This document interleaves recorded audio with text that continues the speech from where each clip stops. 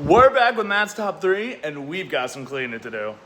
With all the great things that came with Gene, the interior was definitely not one of them, so I wanted to clean this up as soon as possible. I started out just by pulling whatever I could until I got to the point where the interior only had anything that I could basically shop vac. So I got in however I could and vacuumed basically everything that I could reach until I got to the point where at least the passenger side looked like this. Which meant up next was the driver's side, which also was not pretty at all. I went through and literally got everything until I hit a point where I was somewhat satisfied. So I moved on to the trunk.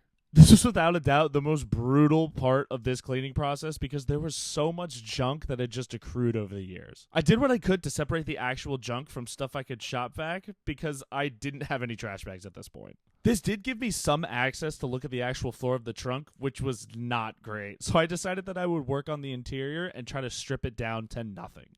Because I've already done this process on the green car, I knew where to look for all these bolts, but that didn't make it any easier to pull this thing out. I totally snapped a bolt in the process. But progress is progress. I unearthed more dirt and decided to go for that rear seat because it was totally cooked. With all the extra room that I had, I decided I was going to pull out the carpets, so I used some actual safety gear and went to town on these things until they were basically all gone.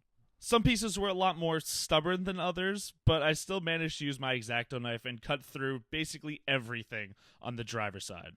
Which meant this side was officially taken care of, so I decided to move on to the passenger side next. Now, it might not look it, but this door was stuck for a while, and I actually managed to pry this lock out somehow so that I was able to access this side of the car.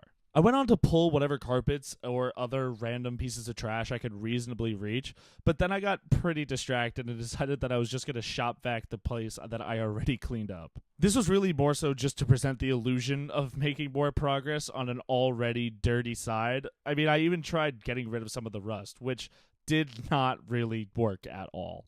So instead of wasting more time, I just moved back to the passenger side and pulled literally everything I could get my hands on. This also meant pulling any leftover carpet that I didn't reach originally, which exposed a huge hole in the floor.